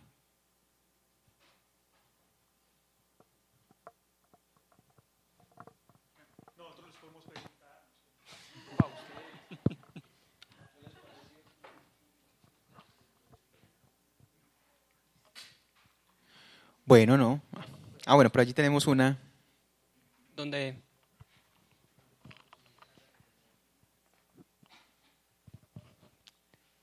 Buenas noches. La pregunta que yo tengo, y que de pronto ustedes mencionaban y de pronto redondeaban en todo lo que hablaban, pero sería muy bueno como hacerla muy explícita, y es ustedes por qué creen que ocurre tanto eso que decían de que digamos en la juventud uno reconoce mucha gente que fue marxista o de izquierda, y que al pasar el tiempo uno la reconoce ya digamos en el otro lado, en la otra orilla. ¿Qué razones ya de manera más explícita creer en ustedes para que ocurran esto, y digamos de manera muy seguida? Bueno, pues es una pregunta obligada cuando uno va a analizar este tipo de escenarios. Pues Leandro me compartía que estaba trabajando un texto donde era un militante del 68 que dialogaba con su hijo sobre la experiencia del 68, pero su hijo a su vez le increpaba y le preguntaba, bueno, pues si usted me cuenta todo esto, ¿por qué está haciéndole campaña a Sarkozy? Es un texto de hace 10 años pues, que coincidía con la campaña. Y bueno, y no hay que ir hasta Francia, o sea, nosotros... esa frase es famosa en nuestro contexto, la pronunció alguna vez José Obdulio Gaviria, quien no fue socialista a los 20 no tuvo corazón y quien a los 40 lo sigue haciendo no tiene cerebro. Entonces, pues un poco aunado a esa idea de que es que uno en la medida en que va madurando va creciendo y va quemando etapas, y la juventud es una etapa inmediatista, inconforme, contestataria, y bueno, y llega la bella madurez y se pone la máscara de la experiencia, como dice Benjamin, y llega el conformismo, y bueno, pues se hace de la propia deficiencia una virtud. Es decir, yo no pude transformar el mundo, entonces aprendí que el mundo no se transforma, entonces pues ya estoy en lo cierto, y usted que todavía tiene la curiosidad, pues usted es un ingenuo. O sea, se hace de la incapacidad histórica, se hace una virtud. Y eso es sintomático. A ver, eso no es algo que uno pueda explicar solamente en términos psicológicos, sino que hay que explicarlo fundamentalmente en términos sociológicos. Es decir, las condiciones en esta época eran muy distintas a las condiciones en la época nuestra.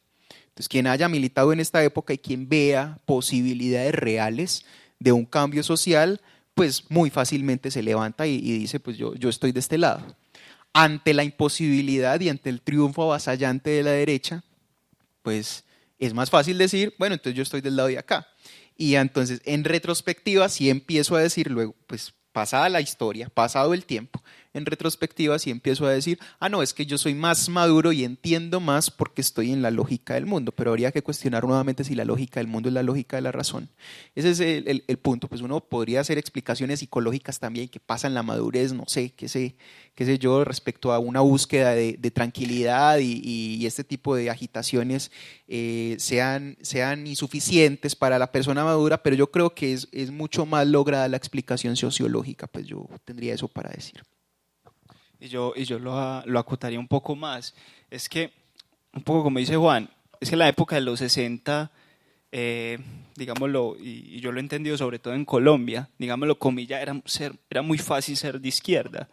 Y era porque había, digámoslo, cierta influencia en esa época de no solamente del pensamiento revolucionario, sino que es que había como la idea de que estaba a la vuelta de la esquina la transformación de la sociedad, algo así como si un impulso hacia esa posibilidad. Y entonces mucho, yo lo entiendo así, lo que veían en la izquierda no era tanto la convicción de esa transformación de la sociedad, sino una vía que al parecer, por lo que mostraba el mundo, era la más optativa o la más clara, si se quiere, para llegar al poder. Entonces lo que había era también, en el fondo, lo que se encubría era unas, no sé cómo decirlo, como unas ganas del poder también, que precisamente por eso es que se pasan del lugar tan fácil, porque como esta vía no nos llevó hacia una posición privilegiada del poder, pues entonces no tenemos ningún problema para pasarnos a otra que nos lleve a esa posición privilegiada. En el fondo, en muchos no había tal posición revolucionaria, sino que eso más bien se disfrazaba y con todo el entusiasmo de organizaciones que existían, pues se podría expresar. No sé hasta qué punto eso sea lo que explica, pero como vos decís, si uno quiere entender cómo se da tan fácil ese paso, hay algo de eso que creo que también está ahí. Otra pregunta por parte del... Pues hay otra respuesta antes de la otra pregunta ya. Sí. Hay una... A ver, sin embargo, voy a empezar con un sin embargo, nosotros estamos viendo ahí en las imágenes a una señora negra de afro, o a una muchacha muy bonita, una negra de afro que se llama Angela Davis, que bueno, está grande y es grande pues todavía, es una dirigente comunista de los Estados Unidos que todavía no renuncia de ninguna manera a su lucha y que yo creo que también es el registro de la excepcionalidad pues dentro de una gran regla y nefasta regla pues de esos virajes hacia la derecha. Por ahora pues de mi parte es como una respuesta un poco superficial, orgullosamente superficial también, y es un poco habrá que buscar o instalar ese fenómeno, o que ese fenómeno es muy propio del siglo XX, quizá un poco al final del siglo XIX, porque yo creo, pues no sé, uno como que podría ver con todas sus contradicciones, yo creo que Rousseau salió siendo un revolucionario del orfanato y se murió siendo un revolucionario. Y esos grandes personajes, yo creo que el momento que supuso sobre todo el inicio del siglo XX con ese poderoso movimiento revolucionario de la Unión Soviética fue el momento que llamaba la atención, tocaba las cornetas que avisaban que el mundo podía hacer otra cosa. Y ese entusiasmo que instaló un carácter revolucionario mundial, incluso de praxis para quien no quería la revolución, que también se abocó a su acción para atrasar o para evitar ese momento, fue lo que recogió todo el siglo XX y que nos hace hablar de ese fenómeno como un fenómeno, me atrevería yo a decir, propiamente del siglo XX. Es decir, lo que supuso la Unión Soviética y todo su declive, yo creo que también supuso el declive de un entusiasmo que en principio se mostró revolucionario. Y Santiago tenía mucha razón con lo que decía antes, es que era imposible que quien cuestionaba a la Unión Soviética en el momento de su esplendor. Era prácticamente adherir, ni siquiera por estar engañado, adherir con convicción y con argumentos hacia una propuesta diferente de un mundo que ya no satisfacía un montón de cosas. Entonces yo creo que esos personajes que se marcan en el siglo XX, el lamentable Raymond Aron, pues un intelectual francés que en su juventud funda un movimiento que se llamaba Socialismo Barbarie, que con esa expresión estaba diciendo socialismo o socialismo, luego no tenía ningún rubor en decir en Francia, en este contexto del mayo del 68, que prefería estar equivocado, que no le importaba estar equivocado, prefería estar en esa posición que tener la razón con Sartre, por ejemplo. Entonces, todas esas imbecilidades que aparecían en ese momento y todas las imbecilidades que ve uno de alguien que mágicamente va a la derecha o que mágicamente se muestra como muy conservador y con toda la carga que tiene la expresión ser conservador en un país como este y en una situación como la nuestra, yo creo que empieza a marcar pues entonces el camino y más allá de encontrar una respuesta de entrada, nos abre un panorama investigativo de verdad, pues no investigativo por preguntas de perogrullo, investigativo de verdad que entonces nos sitúa de cara a saber qué fue la historia del siglo XX, a saber qué ha sido la historia de este país y a saber qué ha hecho que en cada contexto y qué dinámicas sociales han arrojado el resultado de una intelectualidad muy resquebrajada, de una intelectualidad o de un movimiento o de una actitud social que supuso un declive desastroso que ahora no tiene ningún problema en negar todo lo que en un momento afirmó con tanto entusiasmo. De pronto, insistir, más allá de encontrar una respuesta, es incluso la grata sorpresa de encontrar muchas preguntas que le empiecen a uno a abrir el camino de esas investigaciones. Yo voy a parodiar a Juan David con otro tiro así de perro, que el diablo sabe más por viejo que por diablo, que esta gente que se va burguesando, aquí tenemos el caso de Amílcar Acosta en la Universidad de Antioquia, patente, nos hizo tirar piedra por ahí, nos hizo quebrar y ahora es el zar de los combustibles y un montón de cosas, y buen ministro, que ya esta época tenemos los indignados, ¿qué hubiera pasado con las redes sociales si el mayo del 68 hubiera sido hace 5 años? Lo que pasó en la primavera árabe. Pero los indignados no eran estudiantes y no era todo mundo. Aquí no eran los estudiantes, que se fueron contra los anquilosados comunistas, pues, los peleles comunistas o los mamertos, que estaban anquilosados en Francia y en varias partes. ¿Qué pasaría ahora con redes sociales? Explosivo. Bueno, también es una pregunta pues muy pertinente, pero yo dejaría para dar una respuesta más larga el mes entrante. Yo podría decir algo puntualmente. ¿Cuál es la certeza que tiene uno del sujeto histórico? Santiago decía, pues es que es muy fácil, si yo tuviera la certeza de que en 5 años va a haber una crisis económica en tal parte, pues le digo a todos los partidos, prepárense porque en tal fecha vamos a hacer tal cosa. Pero eso así no funciona la historia. Nosotros tenemos esos momentos de efervescencia, afortunadamente porque aún existe en la historia la espontaneidad, a pesar de que cada vez se está acabando más pareciera. Y bueno, ¿cómo hacer cómo hacer para leer este tipo de fenómenos. O sea, Los Indignados fue una cosa que cogió a la izquierda internacional por sorpresa, habría que decir. ¿Qué pasaría, dice usted, si Mayo del 68 tuviera redes sociales? O sea, la situación sería muy distinta. Bueno, entonces, ¿por qué digo yo pues que esto sería respuesta larga en una próxima ocasión?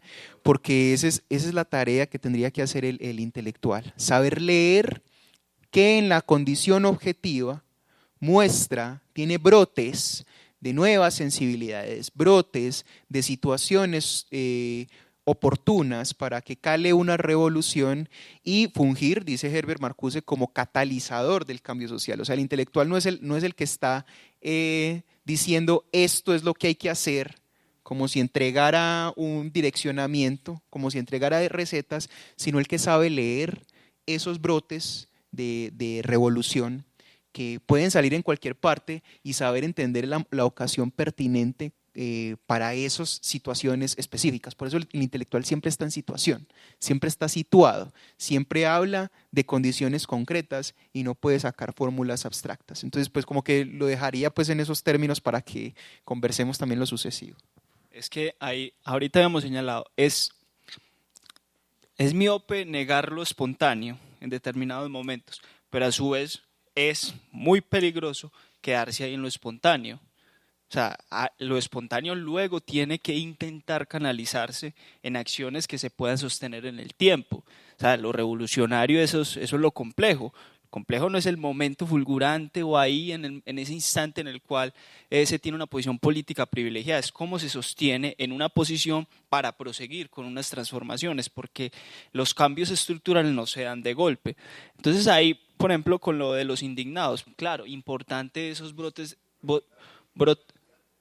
de entusiasmo es distinto, o por lo menos hay que aclarar ahí que, bueno, eso cómo se va a canalizar luego. O sea, por ejemplo, ese era un problema que tuvo Mayo Francés. Daniel Cohn-Bendit decía, el valor de nosotros está en que nosotros no estamos dirigidos por ninguna organización. Cierto.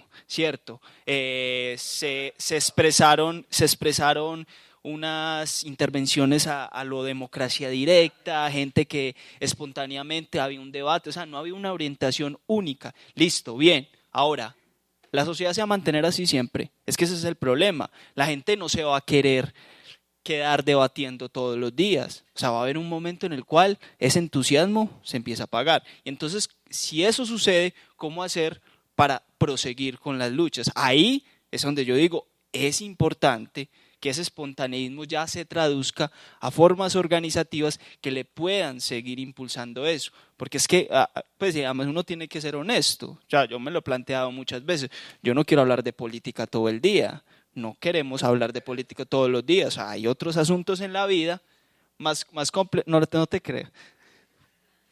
Hay otros asuntos complejos en la vida que también arrebatan tiempo y no necesariamente es un debate directo a cada rato. Entonces, si hay personas que pueden proseguir por sus cualidades de liderazgo y organizativas, proseguir con esas cosas, pues ¿por qué negarse a la posibilidad de esas construcciones?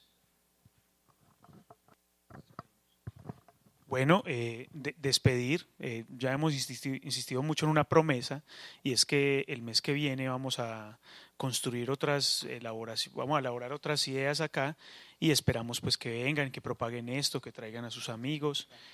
Y bueno, vamos a hablar de unas figuras bien interesantes, y yo creo que ya con lo de hoy hay suficiente sugestión como para que tengamos unos enfrentamientos más cualificados dentro de un mes.